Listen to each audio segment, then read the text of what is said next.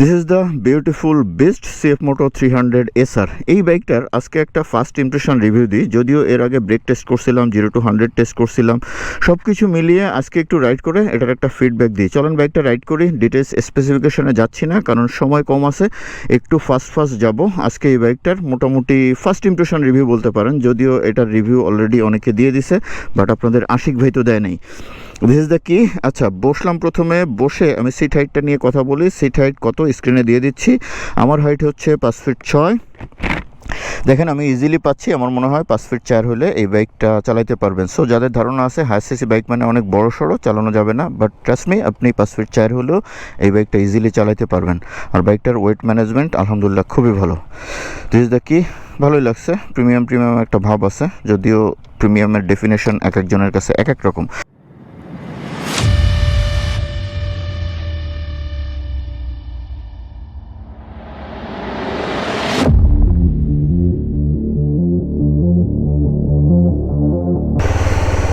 ওকে, start দিয়ে চলা শুরু করি। বন্ধ হয়ে গেল কেন? সাইড স্ট্যান্ড কি নামানো আছে? হ্যাঁ, সাইড স্ট্যান্ড নামানো, যে কারণে মিটারটা অফ হয়ে গেল। ওকে, সাইড স্ট্যান্ড কাট অফ ফিচারের মামলাটা দেখানো হয়ে গেল এই সুবাদে। ওকে, তাহলে এখন রাইড শুরু করি।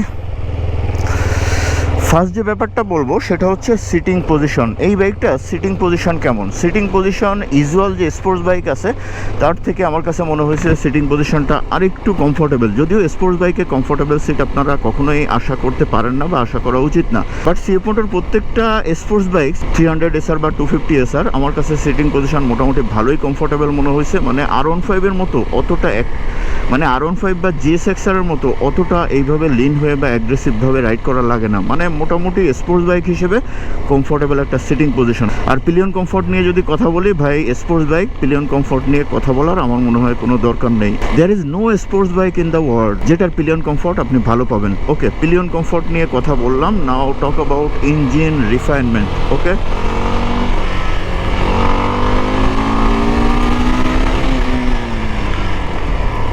ইঞ্জিন রিফাইনমেন্ট নিয়ে কথা বলতে গেলে একটা ছোট্ট জিনিস দেখাইতে হয়। সেটা হচ্ছে, ধরেন আমি এখন লোয়ার পিএমে আছি, 1 গিয়ারে আছি, আমি 2 গিয়ারে গেলাম। দেখেন হ্যান্ডেলবার ভাইব্রেশন করতেছে, ফুটরেস্টে হালকা ভাইব্রেশন আছে। এটার লো আরপিএমে আপনি একটা ভাইব্রেশন পাবেন। যেহেতু বাইকগুলো পাওয়ারফুল বাইকগুলো ম্যাক্সিমামে এই ক্যারেক্টারের হয় যে লো আরপিএমে একটা ভাইব্রেশন করে, বাট আপনি যখন হাই আরপিএমে চলে যাবেন তখন কিন্তু এটা স্মুথ হয়ে যাবে। সো ইঞ্জিন রিফাইনমেন্ট নিয়ে যদি আমি একটা ভার্ডিক্টে আসতে চাই, ডেফিনেটলি স্মুথ এবং রিফাইন্ড ইঞ্জিন। বাট একটা জিনিস আমি সিএফ মোটোকে বলবো, ডেফিনেটলি ইনিশিয়াল ভাইব্রেশন এটা ডেভেলপ করার সুযোগ আছে। আমার মনে হয় সিএফ মোটো পরবর্তীতে এটা ডেভেলপ করবে। এখন একটু পাওয়ার টর্ক নিয়ে কথা বলি। চলেন ফার্স্ট গিয়ারের টপটা চেক করি। 50, সেকেন্ড গিয়ার 78, থার্ড গিয়ার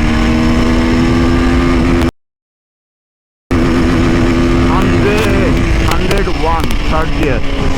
কি বলবো ভাই, যে লেভেলের পাওয়ার টর্ক দেয়া আছে, এর থেকে বেশি পাওয়ার টর্ক আসলে আমাদের এক্সপেকটেশনেও নাই। আর একটা বড় ব্যাপার হচ্ছে, আপনি যখন থ্রোটলটা পাঞ্চ করবেন বা পুশ করবেন তখন এমন লেভেলের ম্যাসিভ একটা ধাক্কা দিবে, আপনার কাছে মনে হবে মনস্টার এনার্জি। এনকে 250-র ক্ষেত্রেও আমি এই কথাটাই বলছিলাম যে it's too powerful to handle. So power torque নিয়ে যদি ভার্ডিক্টে আসি, তাহলে ডেফিনেটলি এরকম একটা ভার্ডিক্ট আমাকে দিতেই হবে যে ইটস টু পাওয়ারফুল। মানে এটার পাওয়ার টর্ক নিয়ে কথা বলার কোনো জায়গা বা স্কোপ নাই। ওকে, ওয়েট ডিস্ট্রিবিউশন চেক করি। ওয়েট ডিস্ট্রিবিউশন যদিও চেক করে ফেলছি, জাস্ট ক্যামেরা একটু ভাব নিচ্ছি, চেক করি এরকম একটা ব্যাপার। দেখেন ওয়েট ডিস্ট্রিবিউশন কতটা ভালো। আমি এখন হ্যান্ডেল ছেড়ে দিয়ে রাইড করবো। দেখেন so well balanced, just look. Weight distribution definitely top notch কোয়ালিটির ওয়েট ডিস্ট্রিবিউশন। আর এই ওয়েট ডিস্ট্রিবিউশন ভালোর জন্য এই বাইকটা যখন আপনি রাইড করবেন, আপনি এক্সট্রা একটা কনফিডেন্স ডেফিনেটলি পাবেন। ওকে, লেটস টক অ্যাবাউট ব্রেকিং। প্রথমে একটু রিয়ার এবিএসটা প্রেস করে দেখাই। রিয়ার চাকা যেহেতু স্লিপ করে, সো এবিএস চমৎকার কাজ করতেছে, মানে ওর কাজটাও পারফেক্টলি করতেছে। এখন দুইটা ব্রেক একটু ধরে দেখাই। দেখেন 60 স্পিড। ওকে, এক্সেলেন্ট। ব্রেক টেস্টও আগে করছি, ব্রেক টেস্টের ভিডিওটা আপনারা চাইলে দেখে আসতে পারেন। ব্রেক টেস্ট আনডাউটেডলি ব্রেকিং অসাধারণ। সব থেকে বড় ব্যাপার কি, এটাতে যেহেতু 4 পিস্টন ক্যালিপার ইউজ করা হয়েছে, ব্রেকটা টাচ করলেই মনে হয় কাজ করে, মানে ব্রেকের বাইটটা আরও ফাস্ট এবং আরও হার্ড। ব্রেকিং নিয়ে যদি একটা ভার্ডিক্টে আসতে যায়, ডেফিনেটলি অ্যানাদার লেভেল ব্রেকিং। আর একটা বিষয় মাথায় রাখতে হবে যে হায়ার সিসির বাইকগুলোতে পাওয়ার টর্ক বেশি হয় এবং ওয়েটও একটু বেশি হয় জেনারেল 150cc বাইকের তুলনায়। ওয়েট বেশি মানে বাইকের কাইনেটিক এনার্জি বেশি, সেক্ষেত্রে ব্রেকিং ডিস্টেন্স কিন্তু 150cc যে বাইক আছে তার থেকে 2-1 ফিট বা 2-3 ফিট বেশি কিন্তু নিবে। সো এটা কিন্তু নর্মাল, এটাকে অস্বাভাবিক ভাবার কোনো কারণ নাই। হোয়াটএভার, ব্রেকিং নিয়ে কথা বললাম, ওয়েট ডিস্ট্রিবিউশন নিয়ে কথা বললাম, ইঞ্জিন রিফাইনমেন্ট নিয়ে কথা বললাম, মাইলেজ নিয়ে কথা বলে নাই। এটার মাইলেজ আসলে হায়ার সিসি বাইক আপনি যখন চালাবেন, আপনি যদি মাইলেজ নিয়ে কনসার্ন হন তাহলে ডেফিনেটলি আমি বলবো you should not ride higher CC bike. Definitely mileage concern আপনার হওয়া উচিত না, কারণ এই বাইকগুলো পাওয়ার এবং টর্ক এনজয় করার জন্যে মানুষ বেসিক্যালি চালায়। সো পাওয়ার টর্ক আপনি যত বেশি এনজয় করবেন আপনার তেল কিন্তু তত বেশি খাবে। বাট ইন জেনারেল এই বাইকটা থেকে অ্যাভারেজ যেমন মাইলেজ আপনি পাইতে পারেন সেটা হচ্ছে সিটিতে আপনি 25 থেকে 28, যদি ঢাকা সিটিতে চালান এরকম মাইলেজ পাবেন। আর খুলনা সিটি হলে বা ঢাকার বাইরের সিটি হলে আপনি 25 থেকে 30 পর্যন্ত মাইলেজ পাবেন। আর হাইওয়েতে 30 থেকে 32 বা 35 এই রেঞ্জের মাইলেজ পাবেন। এর থেকে বেশি মাইলেজ এই বাইকটা থেকে আসলে আশা করা ভুল। আবারও বলছি ভাই, হায়ার সিসি মানে maximum power, maximum torque. So আপনি যদি মাইলেজের চিন্তা করেন, you should not ride higher CC. হ্যাঁ, এই যে ভিডিও বানাচ্ছি এখন এটার উপর, 300cc আমার YouTube channel, lighter by Ashik lighter. Okay, কি নাম আপনার? যদি হ্যাঁ শিওর, কেন না, হোয়াই নট। হ্যাঁ শিওর ভাইয়া। আপনাদের বাসা কি খুলনাতে? ও আচ্ছা, মানে আমরা খুলনারই লোক সবাই, একই, কোনো বিষয় না। দোয়া রাখবেন, আপনাদের খুলনার কেউ খুলনাতে বসে মোটো ব্লগিং করার চেষ্টা করতেছে।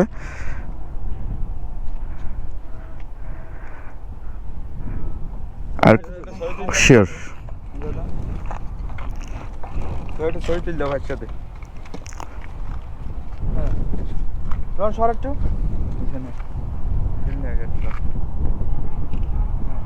Thank you.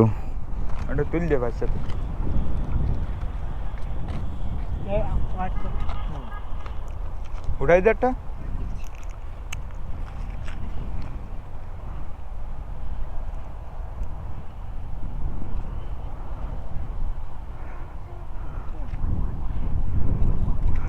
ফাইন,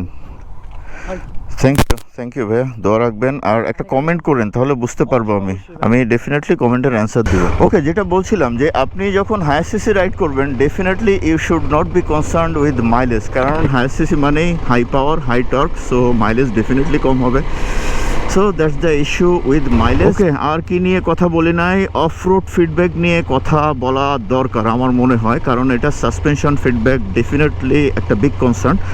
ওকে, একটা জিনিস বলি, এই ভাঙা রাস্তায় একটু আগে তো আমি রাইড করে আসলাম। এর আগে আমি লাস্ট এই ভাঙা রাস্তায় adventure bike Honda NX 200 ride করছি, এবং ট্রাস্ট মি, আমি বাংলাদেশে যত বাইক রাইড করছি আমার কাছে মনে হয়েছে NX 200-এর সাসপেনশন সব থেকে বেশি হার্ড। আর আমি এখন অ্যাডভেঞ্চার বাইক না, একটা স্পোর্টস বাইক চালাচ্ছি, বাট সাসপেনশন নিয়ে আই এম নট কনসার্ন, কারণ এটা suspension as a sports bike যথেষ্ট ভালো। দেখেন, আমি কিন্তু ওই লেভেলের প্যারা পাচ্ছি না, একেবারে ইজিলি রাইড করতে পারতেছি। রাস্তা কিন্তু যথেষ্ট বাম্পি, যথেষ্ট ভাঙাচোরা। NX-এর যে প্যারাটা আমি পাইছিলাম, আমি কিন্তু এটাতে ওই লেভেলের প্যারা পাচ্ছি না, একেবারেই পাচ্ছি না। মানে অ্যাজ এ স্পোর্টস বাইক এটা সাসপেনশন আমার কাছে যথেষ্ট ভালো লাগছে। এটাতে ফ্রন্টে ইউজ করা হয়েছে ইউএসডি সাসপেনশন, আর রিয়ারে হচ্ছে adjustable monoshock suspension. And definitely suspension feedback is fine as a sports bike, definitely it's fine. দেখেন, এই লেভেলের ভাঙাচোরা, বাট আমি NX-এ যে প্যারা পাইছিলাম, এইটাও নতুন বাইক, NX-ও নতুন ছিল, বাট বুঝলাম না NX-টা আসলে কি সমস্যা, হোন্ডার আসলে প্রবলেম কি। হোয়াটএভার, এই বাইকটার রিভিউ করছিলাম, রিভিউ নিয়ে কথা বলি। এই বাইকটার আর কি কথা বলবো, সেটা হচ্ছে অনেকেই এটা টপ স্পিড নিয়ে একটা কনসার্ন আছে। সেটা হচ্ছে অনেকে বলে 300cc-র বাইক, বাট টপ স্পিড তো 160-65-র উপরে ওঠে না। ভাই, 300cc-র বাইক 300 টপ স্পিড উঠবে, এটা আপনাকে কে বলছে? এই ধারণা কিন্তু ভুল ধারণা। কতটা ফাস্ট স্পিডটা গেইন করে সেটা হচ্ছে ফ্যাক্ট। সো সিসি বেশি মানেই যে এটা আপনাকে 200-300 স্পিড দেবে, নট দ্যাট। সো আমার মনে হয় ব্যাপারটা স্পিডের ব্যাপার ব্যাপারটা ক্লিয়ার করতে পারছি। আর টুকটাক যে বিষয়গুলো ছিল ওগুলো একটু ক্লিয়ার করি। সেটা হচ্ছে এটার ম্যানুভার ক্যাপাসিটি ভালো, সিটিতে রাইডে প্যারা পাবেন না। বাইকটার ওয়েট যেহেতু মোটামুটি ভালোই, বাইকটার ওয়েটের সাথে বাইকটার ওয়েট ডিস্ট্রিবিউশনের ম্যাচিংটা খুব ভালো হয়েছে। সো সিটিতে আপনি খুব সুন্দর করে নিজের মতো ক্রুজ করতে পারবেন। ইউজুয়াল স্পোর্টস বাইকের মতোই আপনি বাইকটার এর প্রবলেম কি, ফোনে কথা বলতেছে তো মনে হচ্ছে বাড়ির উঠানে হাঁটতেছে এরকম, মানে কি বলবো, হোয়াটএভার। সিটিতে রাইডে আপনি প্যারা পাবেন না, আপনার মনে হবে না যে এরকম একটা বড় বাল্কি বাইক আপনি চালাচ্ছেন। It will definitely let you feel so normal. Gear shifting so far আমি যতটুকু এক্সপিরিয়েন্স করলাম, গিয়ার শিফটিং ইজ সফট। নতুন বাইক, তারপরেও গিয়ার শিফটিংয়ে কোনো প্যারা আমার কাছে ফিল হয় নাই। গিয়ার শিফটিং একেবারেই সফট, একেবারেই সফট। ওকে, এখন সিএফ মোটর ভবিষ্যৎ নিয়ে কথা বলি। সিএফ মোটর ফিউচার নিয়ে কথা বলতে গেলে একটা জিনিস বলতে হবে, সেটা হচ্ছে বাংলাদেশে যখন লিফান লঞ্চ করে, লিফান কিন্তু ম্যাসিভভাবে ডিস্ট্রিবিউশন দেওয়ার চেষ্টা করছিল, বাট লিফান কিন্তু সাকসেস হয় নাই।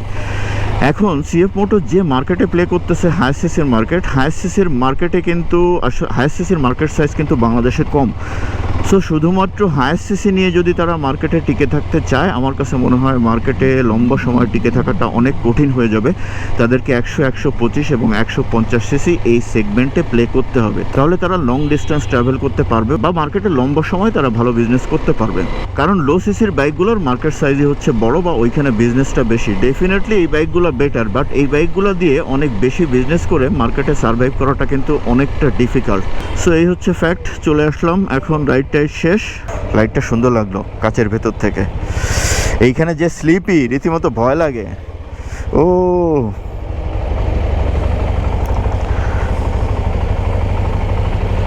দাঁড়াচ্ছে না তো।